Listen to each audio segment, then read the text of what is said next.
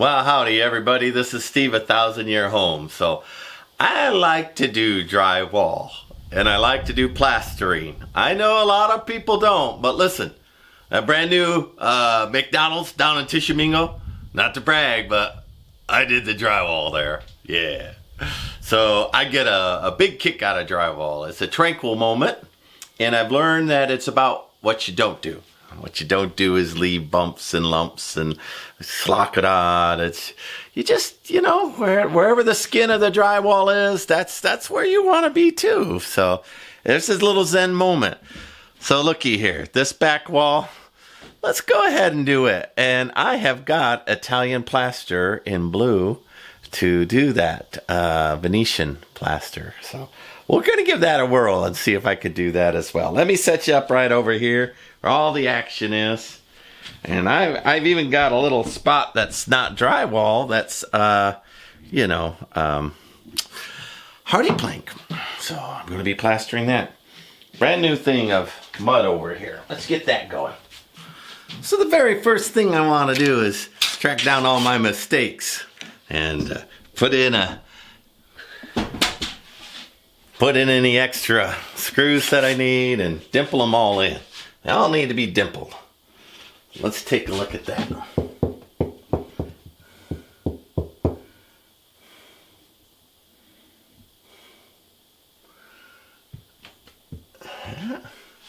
I do believe most of these are dimpled.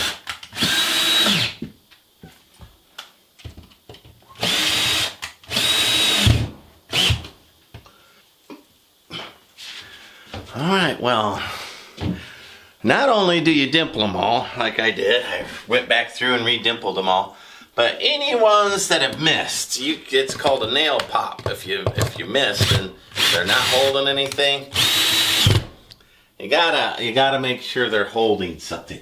Otherwise, they'll rattle out down through the years. That one's not all the way in. And you'll end up with a little tear in it'll knock your plaster out.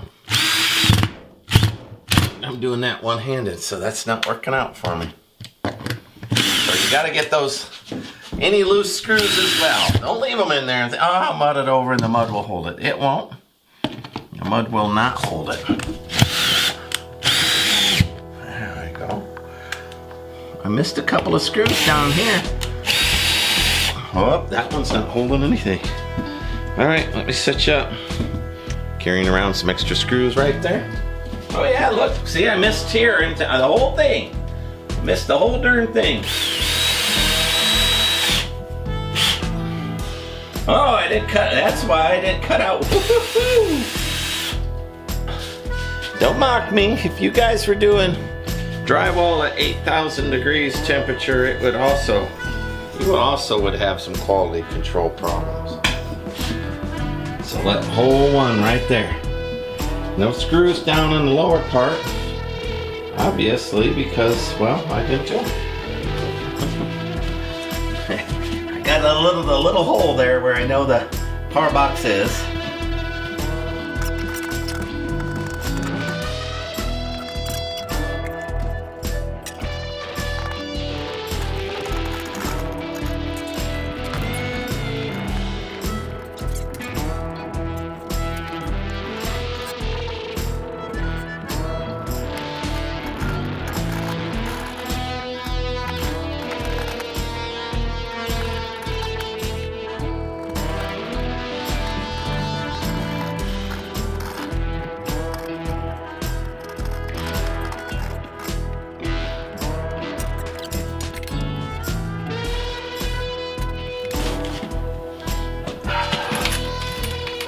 I'm pretty good about doing quality control and double checks and things like that, so pretty good at it.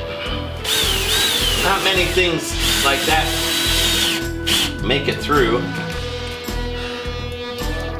without being caught.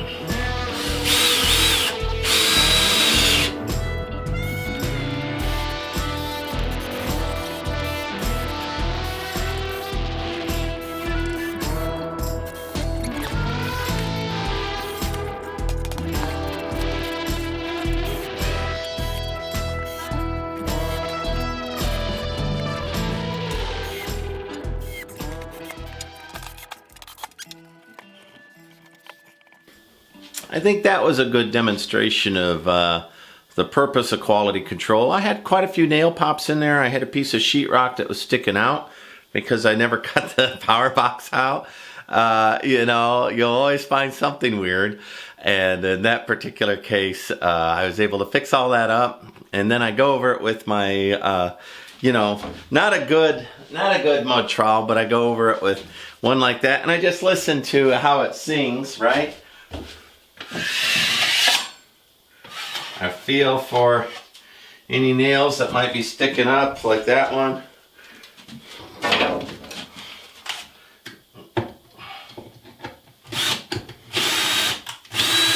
This is a trowel I use to get the mud out of the bucket. If you use your good trowels to look for nail heads and then you scratch up the edges, when you mud, it'll leave waves and dimples all over in your mud. So you don't want that. Keep your good trowels just for mud, and then have a you know, trowel like this that you chase the wall and knock out high spots and things like that with. All right, I'm still working over here. All right. I love this fiberglass tape. The paper tape, I'm not sure why anybody uses it. But this will give me, as the wood flexes a little bit, this will give me a little bit of give and take in there, as well as it'll stick. But you can't put up any more fiberglass than you're going to mud that day, in my opinion, because the dust builds up and then it just falls down. So good sharp knife and make some cuts. And I'm going to go around that whole perimeter, and where I need a little more reinforcement, I might put 2 layers. So let's move back a little bit so you can see me do that.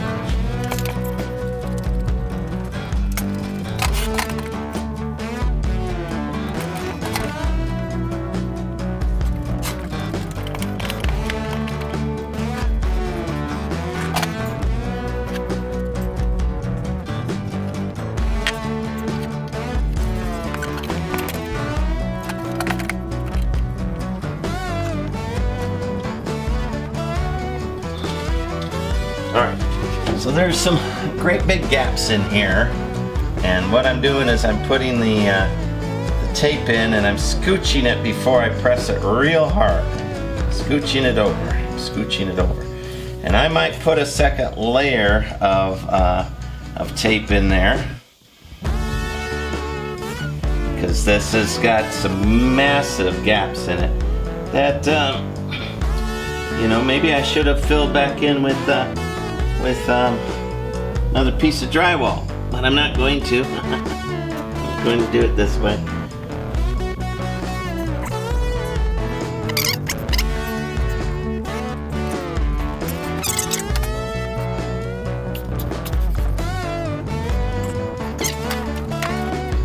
So, you know, I look for all kinds of fancy plasters for me to use, and way out here in the sticks, I don't find them.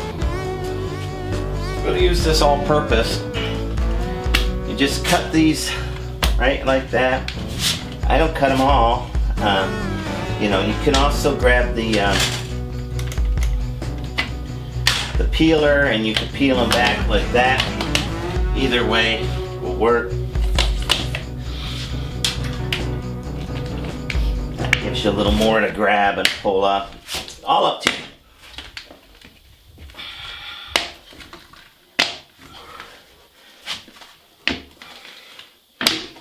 Alright, what you don't do is allow junk in your plaster.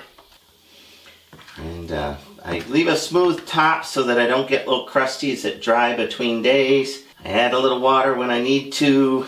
When people mix it up, they're probably right. I don't. And then I always cover it in between, because you don't want stuff blowing in there. Alright, let's start with a challenge. Let's start with that spot right there. Now, normally I would put it right in the middle, but notice that it's more towards that end, so I'm going to feed that in. And I'm going to just start mudding. Now that's a challenge. That's going to take a few. And it will be cracked up when I revisit that, I guarantee you. I guarantee you.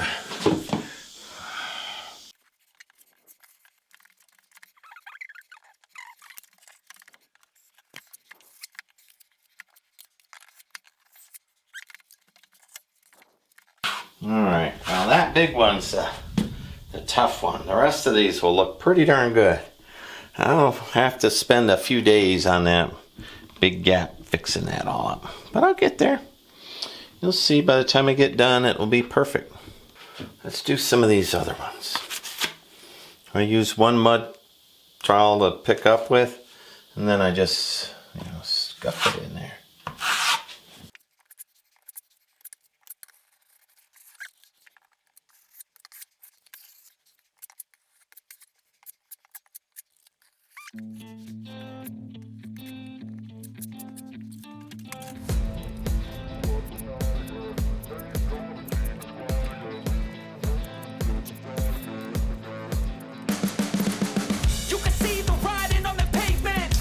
So even though Spanish Mission is historically, the plaster is very rough, I'm not shooting for a super rough finish. I'm going to try to have a refined finish as much as possible. But this does play in my favor, right? And then tomorrow when I check back in here, it will be cracked here and there. And I'll fill it in.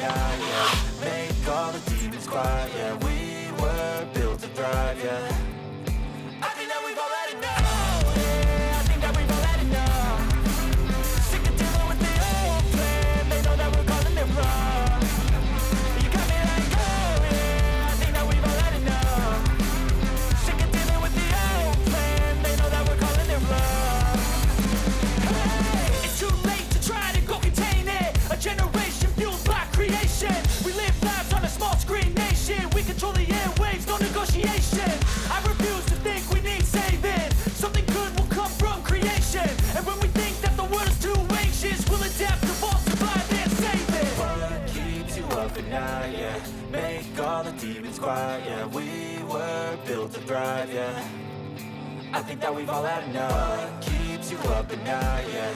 Make all the demons quiet, yeah. We were built to thrive, yeah. I think that we've all had enough. Yeah, I think that we've all had enough. Sick of dealing with the old plan. They know that we're calling it wrong. You got me like, oh yeah. I think that we've all had enough. Sick of dealing with the old plan. They know that we're calling it wrong.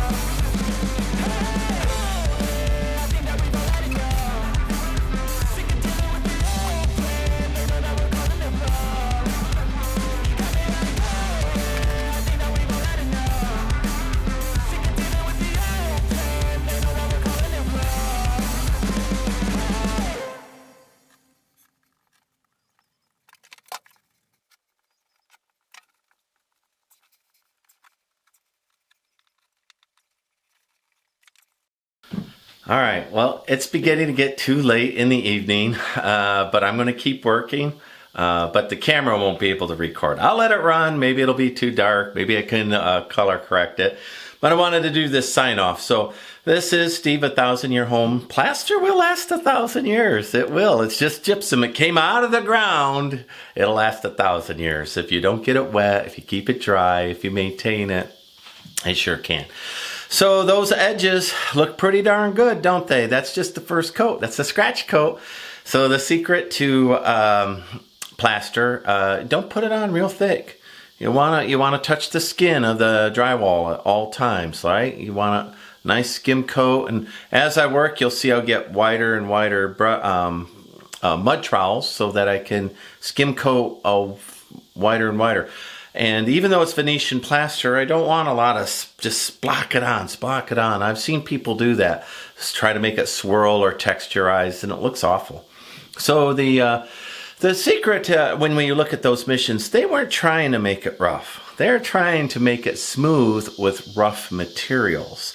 Rough trowels, rough mud, but they weren't trying to make it rough. And that's the opposite problem we have with the modern when they're trying to imitate an old look is, oh, it's rough. Let me use my smooth tools and just make it rough. It's not. The texture isn't that rough in those missions, and they're 300 years old. So I'm going to continue, and I'll let the camera run, and It'll probably be in somewhere else in the video because I'll just let it play through. But I wanted to thank you for hanging out with me. Like, subscribe, follow me along. This 1,000-year house, it is a shipping container, and it's going to look pretty good when I get it done.